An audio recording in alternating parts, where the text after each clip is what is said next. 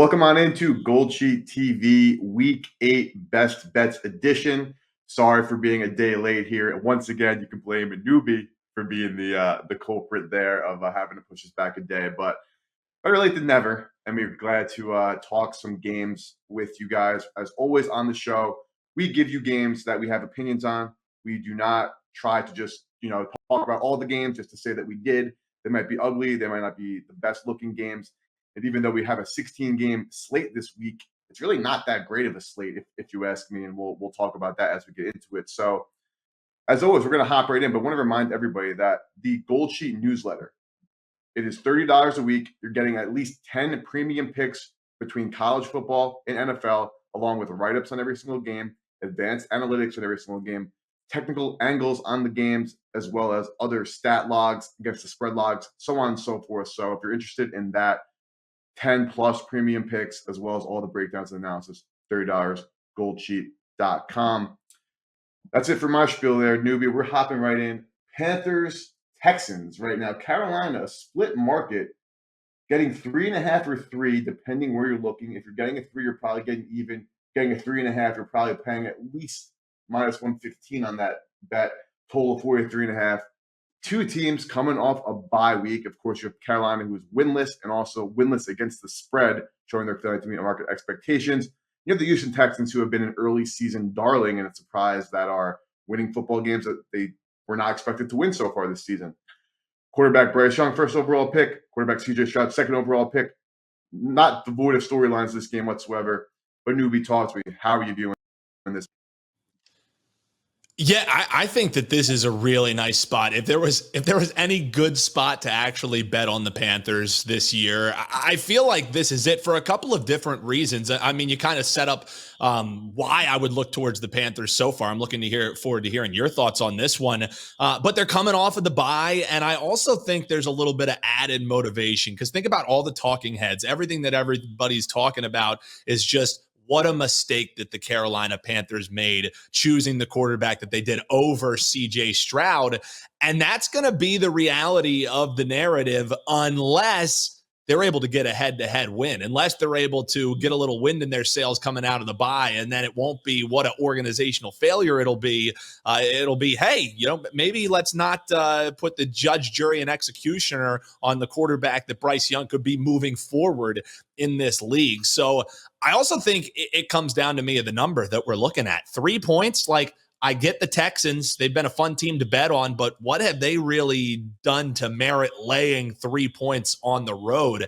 I don't think they've been a road favorite in at least a few seasons. I should have pulled the numbers because I heard some people talking about it on some other shows that I was listening to, and it seemed like this is a role that they have not really thrived in well. So they're good, but laying 3 points on the road, good. I think this is a great buy low spot on the Panthers coming out of the bye. If they can't cover this game, then they're on the don't bet list. They're on the find other options on the board. But for this week, I think this is a real sharp play. Give me Carolina plus the 3. It's a bet I'll be making myself. What do you think about this one? Yeah, Carolina plus 3.5, loaded for GoldSheet clients. Bet myself, giving that a play here for you guys. I'm on the same page as you. You're never going to get a better buy low spot for Carolina, and like you just mentioned, it's tough enough for some veteran quarterbacks to go on the road and win by margin and cover more than a field goal. And while we're talking about CJ Stroud and how amazing he is this season, everyone loves how he conducts himself, his demeanor, the teammates rally around him. No one's denying that CJ Stroud looks like a good NFL player. But at the same time, when you look at CJ Stroud's metrics, so much of his success has kind of come from big plays. And those kind of big plays, those deep balls down the field to Nico Collins and Tank Dell, over the course of a season, they aren't really sustainable. And looking at Carolina, while now I saw earlier this morning that Brian Burns actually might have injured himself ahead of this matchup, which could actually be a deterrent and maybe reason why people got that information early, because this line was sitting 3, looking like it was going to go to 2.5. Yesterday around midday, a lot of money came in on the Houston Texans, but that line refused to go to 3.5. But then today it broke through across that plane, which is up. Give me a little bit of pause because that's obviously money coming in on Houston and respect the money at that. But like you said, newbie, when you have a team, and this has come from TA Analytics since 2000 and from week 6 on, winless teams coming off a bye against a team that is not winless is 63% against the spread. So just another explanation that a team like Carolina is going to be undervalued by the market. And like we said with CJ Stroud and this Texans team, is they played a pretty easy schedule so far this season. And on the other hand, the Panthers have played an absolute gauntlet of Seattle, Minnesota, Detroit, Miami in those games. And those are great offenses. So that when their defense looks bad, you have a little bit of an excuse there. Last but not least, Thomas Brown taking over play calling, which I think is a very underrated thing. Gives Frank Reich more of a opportunity to focus on the in-game decision. And also his offense was just historic the way he was doing things. It was very old school. And Thomas Brown comes from the Sean McVay coaching tree, so expecting more pre-snap motions, wide receivers getting open, and other things. So I'm really high on Carolina this week. I think they are 100% live for an outright victory and catching over a field goal in a matchup again with a quarterback who is a rookie. Like, he's playing very well for a rookie, but he's not lighting the league on fire. We have to make that clear. Like, no disrespect to you, Robert, our producer. I know you love CJ Stroud as a Texans fan. He's absolutely a great player, but he's not like, oh my God, this guy is lighting the league on fire. Do you agree with me, newbie? Like, we need to put a little bit of water on it, even though I don't want to say he's not good. Yeah, I think there's a difference between playing well and how that translates. Like, this team still has some major talent issues, and specifically on the defense side of the ball, I think they performed defensively way better than expectations. But I'm with you. Just because a rookie quarterback is being the best in a class doesn't mean that that's going to translate to automatic wins, automatic laying 3 points on the road. Yeah. With a team coming off of the bye. So I think CJ Stroud's been an absolute, blessing, especially for you DFS players, you fantasy football players out there. I mean, he's been a no-brainer. Scoop him up and put him in your lineup and watch him put up 300 yards passing a game. However, still, I think this is a really sell high spot on the Texans, buy low spot on the Panthers. So, hey, you and I did pretty well with our first ever double best bet last time on the Tuesday show, cashing our Dalton Kincaid prop. I like this one quite a bit, and as I heard you break down there, it made me like it even a little bit more. Panthers for me, I'm definitely taking the points. Yeah, I think you put that really well because, again, the NFL is a marketplace in terms of buying and selling teams. And like you said, very buy low spot for Carolina, sell high spot for Houston. And again, no disrespect to CJ Stroud. He's a great player, but we're talking about a guy who's completing under 60% of his passes. And last week against the best defense he's played so far, didn't even hit 200 yards. Just threw his first pick in his NFL career and completed 48% of his passes and a win that I'm still salty. I had the shades there in that loss. So definitely a spot for the Panthers. Not many of them, but this looks like one for sure. Moving on, newbie, to MetLife Stadium. We have a battle of the New York Jets and Giants. They play in New Jersey, and I actually don't like how they're still the New York teams because they're completely Jersey.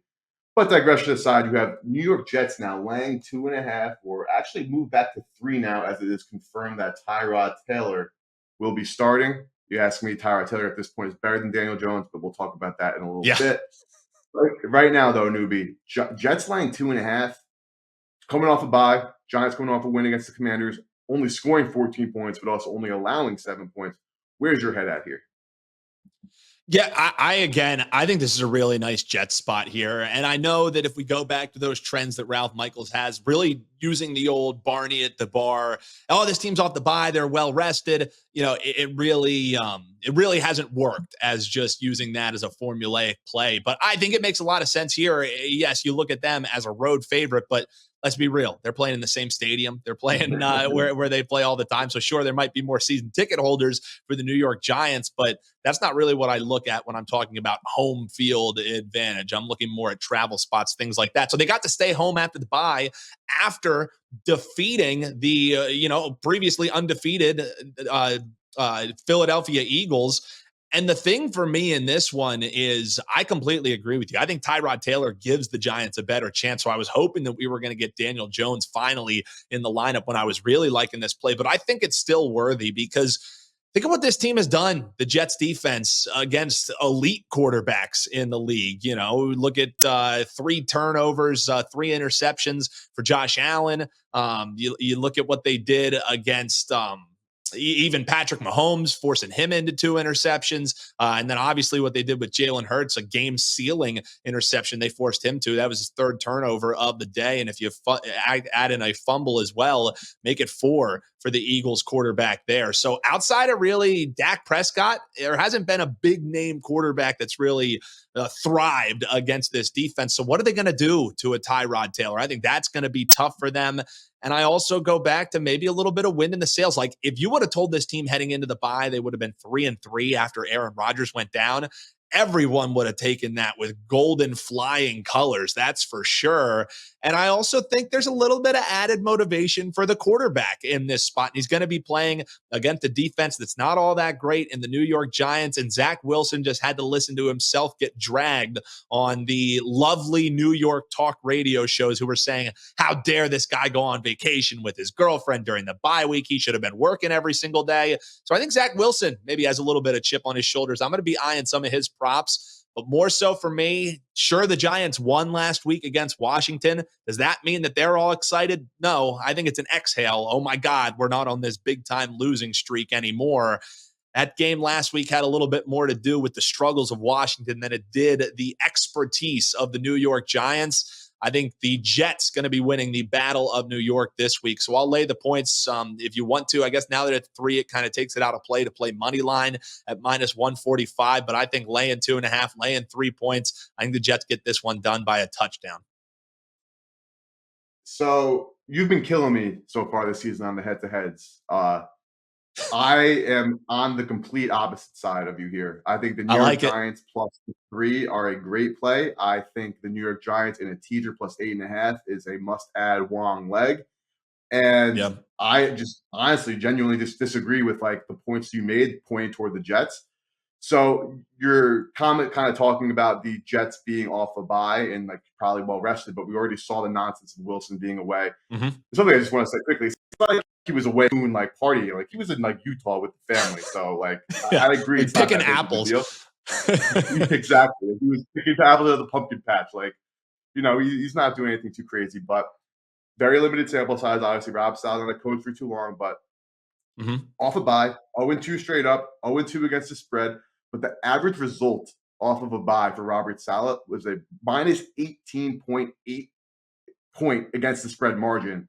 Average result lost by 24 points. So we're talking about a coach who, in 2 attempts, has clearly not. He's done the complete opposite of motivate his team. It's out there. Again, not a meaningful sample size. I'm making the bet based off that. But that's something to consider. Number 2 is I think what the Giants did to the Washington Commanders last week is the exact same blueprint they can use against the New York Jets this week. So what the Giants do is they have Wink Martindale, defensive coordinator, veteran, legend. What he has is his fastball is blitzing the hell out of quarterbacks. Zach Wilson, of course, is one of the worst quarterbacks in the NFL, and the Jets do whatever they can to make him participate as little as possible in the game. And I think that what they did to Wilson, to Howell last week, where they were just blitzing him from all angles, the Jets' offensive line is also worse than the Commanders' offensive line, is they're just going to get blitzed, and Wilson's going to have to be making quick decisions, and he's going to be taking sacks. He's going to be throwing up turnover-worthy plays, and he is more susceptible to trying to move the ball down the field. Like you saw Howell take 3 steps back, turtle, and then take the sack. Wilson runs around 50 yards behind the line of scrimmage and then tries to throw a ball down the field across his body. I think that's going to lead to turnovers for the New York Jets, and that is a great situation for the Giants and their defense. On the other hand, you have the Jets who are the only way the Jets can have success if they run the ball. The Giants' defense is actually relatively good, but their run defense is atrocious, like absolutely atrocious. So I have Breece Hall over 67.5 rush yards, -115 DraftKings. That's a play for clients. Giving it out to you guys now, so if you guys like that, get into. But I just think that Martindale is a better coordinator than Nathaniel Hackett is. So I think that he'll be able to get the best of Zach Wilson. I think clearly Bob Saleh is not a great motivator. I've been low on him since he started coaching in the NFL, and I continue to get off my priors there.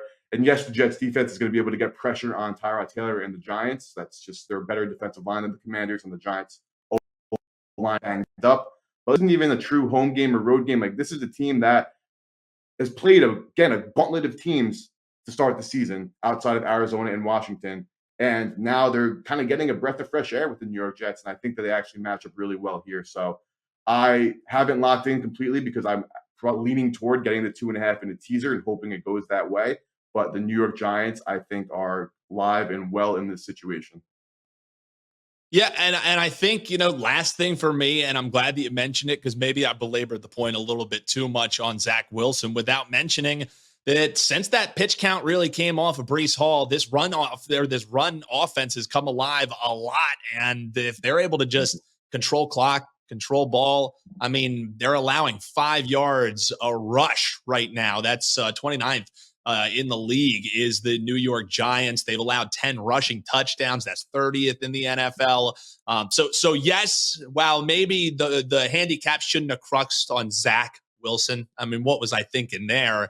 I don't know. I just think that if Breece Hall, and also you heard with Cook kind of complaining about his usage, not going as far as requesting a trade, but I think they're going to have a concerted effort, at least keeping that ball on the ground. And I think that opens things up for Zach Wilson a little bit if they are able to get that down there on the field. So that's why I think maybe some of those Zach Wilson props were worth a look, simply because if they are able to open up play action, that's the way to keep Zach Wilson alive. And if they're able to alleviate that blitz with the running game, I think that's their path to victory. And I think they can get that path to victory, which is why it's a play for me. But I love it when we have the head-to-heads, because that's one of the great things is you can make a case for every single side.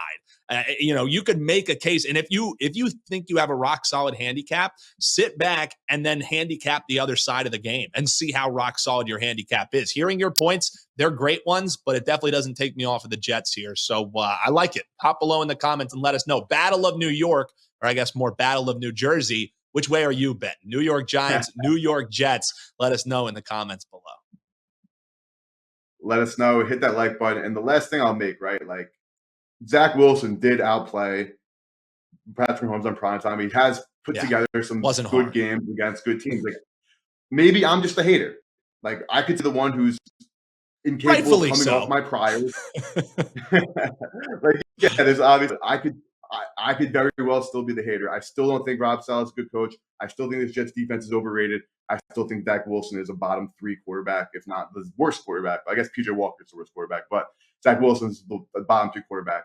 And he's done some things. They've won some games. The defense has played well. So maybe I am just a hater and am seeing this incorrectly. But no, the New York Giants, I am pretty adamant about this weekend as being a good bet. But moving on, we have 2 more games left. We're going in more detail with these because we only have 4 games on the slate. We normally do 5 to 6, but we're sticking with things that we like or love. Another one, Nubu, where I think we have a little bit of debate coming. Minnesota Vikings coming off a major victory on primetime, headed to Green Bay to take on the Packers, who are just bad. Like, watching them play football, I had money on the Broncos last week, so I was watching that game closely. And even when the game was kind of getting in the bounds, I really feel nervous at any point here. But Newbie, you think a bounce back is in store for Jordan Love and co., or you think the Vikings are riding a little bit high and hot right now are the way to go about this game?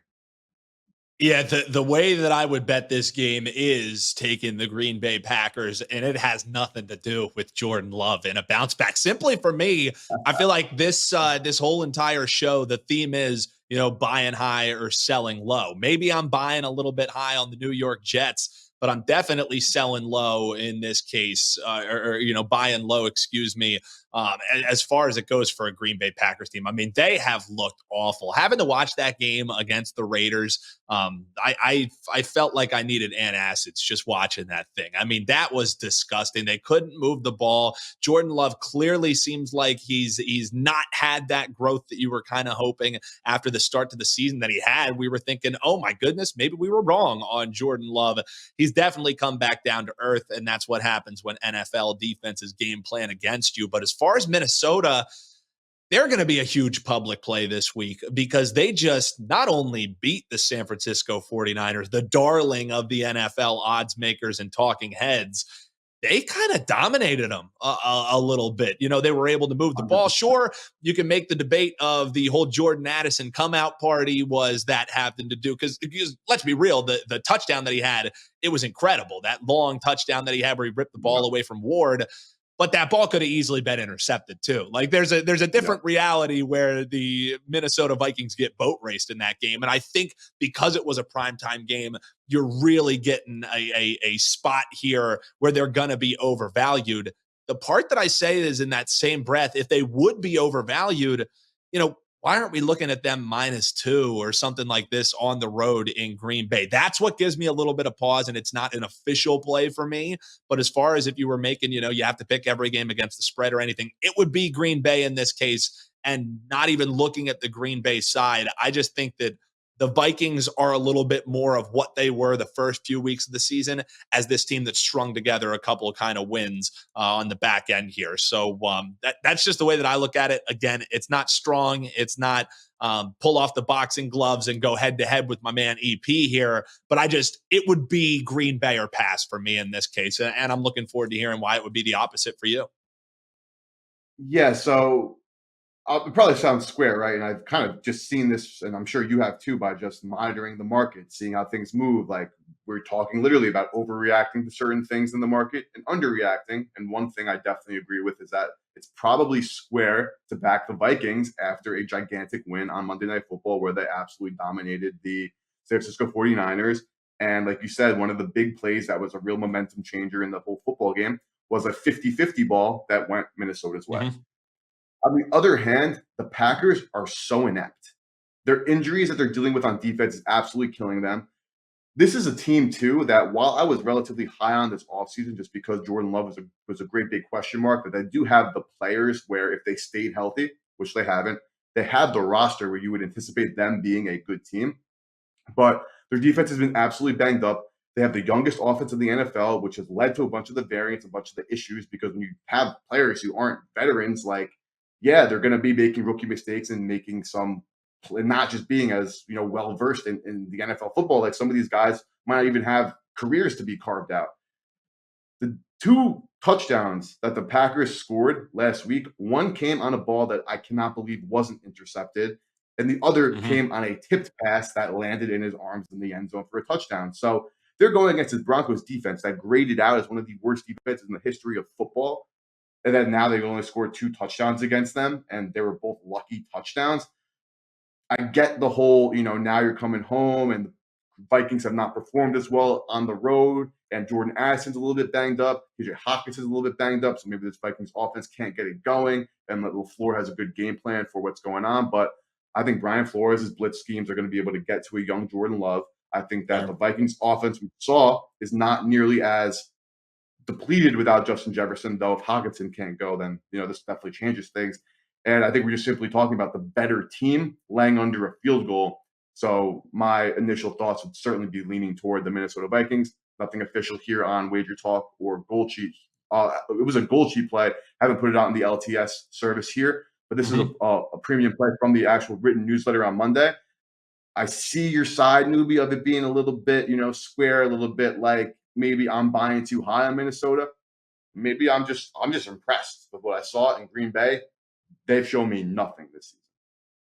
Yeah, and I feel like that's what gives me pause more than anything. And, I'd like people to hop below in the comments, let us know. We have some great commenters on this show, man, that really come on with some good stats, some good plays. So we love hearing from you below. Let us know how you're looking to bet this game. But I think that's the part of the equation for me is it's not, you're never going to be as bad as you look in the NFL, and you're never going to be as good as you look. And the Minnesota Vikings looked as good as they possibly could have looked, and it was a primetime game. The one thing that I wish was I was getting points at home with Green Bay. That would be a play for me. The fact that it's a pick 'em, I think that the odds makers are pretty smart that they're saying, whoa, let's hold our horses on this Minnesota Vikings stuff here. And let's just make this game a pick 'em, which it is. You know what I mean? Like, I think this game truly is a pick 'em. And I think that speaks to the way that I view Minnesota in the marketplace. I could easily see them going out and laying an absolute egg against Green Bay. And again, in that same breath, Green Bay has not been impressive even a little bit. But what have we seen this year? Sometimes those teams that look dead in the water, somehow, some way, they end up getting a wild win.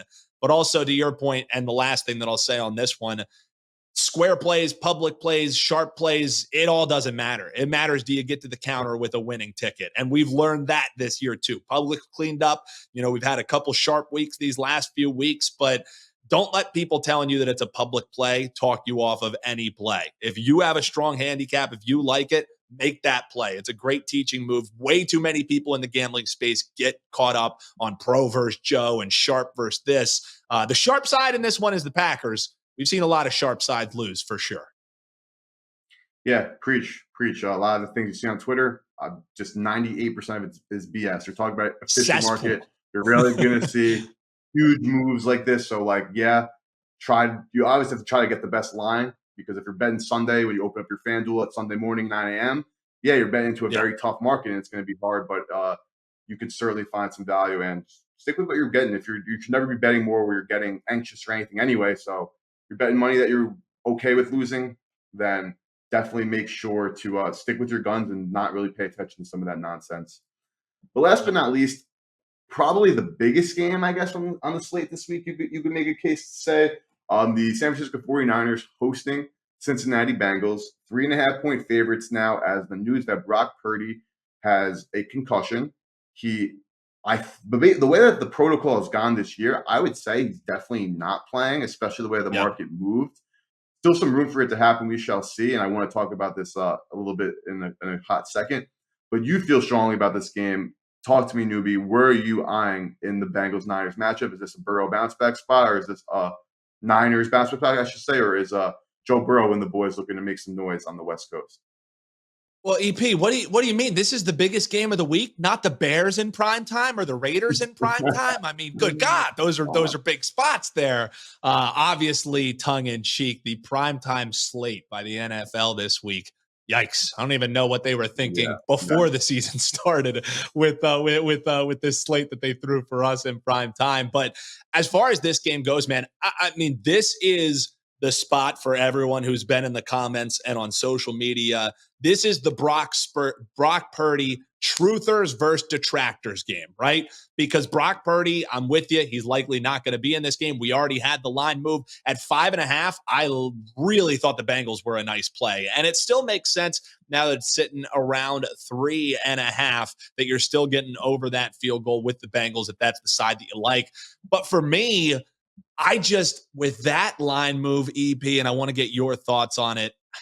I don't think Sam Darnold is a 2-point downgrade from the last pick of the draft last year. I think that Brock Purdy, he's a fine quarterback. He's gotten a lot done, but I also think he's a product of what seems to be the best possible situation for a young quarterback, with the playmakers that this team has, with the coaching that this team has, with the run attack that this team, even before Christian McCaffrey was there, was able to instill and just impose their will on folks. Now, injuries have definitely added a part outside of what is done with the quarterback. You know, Deebo Samuel showing what a huge part he is to the offense. Some offensive line injuries and bang-ups that are kind of hurting what they're able to do in the run game.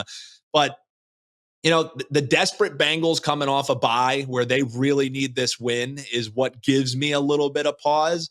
But also the Bengals have been a team that have been so hard to predict, so hard to handicap. You don't know which Jekyll and Hyde part of Burrow you're going to be getting this year. And it just boils down to me that now that the line has moved and moved so huge, I just don't think it's that big of a downgrade. So I wish I was getting 3. It would be a big time play for me, but still sitting at 3.5. I'm going to wait for some of that more Bengals money to come in and see if I can't get this one at a field goal. But I feel like, you know, a big view of what the 49ers have been this season is tied to what they did in Dallas in prime time. If they're able to beat down Joe Burrow, that will only get more ratcheted up. So it's a lean for me at 3.5 towards the 49ers, simply because I don't think you're losing that much under center without Brock Purdy. Yeah. And maybe I'll finally have egg on my face on my thoughts on this quarterback. How are you looking to bet this one? We did this pretty in depth on our Tuesday episode. You can go check that out because we do more holistic conversations there. So make sure you check out our Tuesday episode if you missed it. But I will say that when you saw the video after the fact of Brock Purdy, when he got his concussion, doing that QB sneak, and then literally the next play was when he threw the interception, and then he threw another one.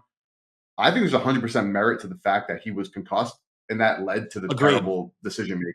So we were pretty harsh on Purdy, and I'm not going back on my stance. I still think there's no shot in hell he wins an MVP award this upcoming season, just based on who else is in the NFL. But I am willing to give him a little bit more of a pass in terms of those two terrible decisions at the end of the game, because there certainly is merit to when you are concussed and can't see straight. Yeah, you're probably not going to throw the ball to the right spot. I just genuinely have no opinion on this matchup, right? So I was somebody who the last 2 years faded the shit out of the Bengals and had to pay money out of my own pocket to do so because I was wrong. Like, they were always proving me incorrectly. On the other hand, the 49ers, I talked about a lot ad nauseum this the beginning of the season. Like, they were coming into that last game against Minnesota, they were 5-1, and they were also 4-1 or 5-1 against the spread too. And that one game they didn't cover was when the Rams egregiously kicked that late field goal. So this was a team that was already expected to be an 11-win team, surpassing market expectations for 6 weeks. So they were better than people even expected. But then we saw in primetime, Kirk Cousins was absolutely slinging the football all over the field on that game. And yes, there was that long reception to Addison that could go either way. But I just genuinely have no opinion. The one thing I will say, and this is a bet that I have not made, but I was doing some research before, is I love Jamar Chase over 82.5 receiving yards. Yes, me and every other Joe Public in the world probably eyeing it, but the amount of target share that he gets just in general is amazing. The 49ers, as we saw, they're not a great defense against the number one receiver. They more so kind of lock down the rest of the field. Like, Addison's number one now in Minnesota, and we saw that him getting peppered with targets. And also the Niners, their defense is not the best defending the left side of the field. And that's actually where Jamar Chase in the middle and to the left side does most of his damage. So considering that he is literally the target funnel there, like, I expect Joe Burrow now with a week healthier to be having his average depth of target to be increasing, because he should be able to drive the ball down the field now with his leg strength increasing. But besides for maybe eyeing Jamar Chase just to be the beneficiary of a week of practice and a week of a healthier Burrow and a week of rest, I'm taking the Bengals, but this is not something I'm not betting this game, barring injury news or something. And back to the last thing though, Darnold, he hasn't played football, so I'm not going to sit here and say I know for a fact that he sucks or he isn't good enough or whatever. I have no clue.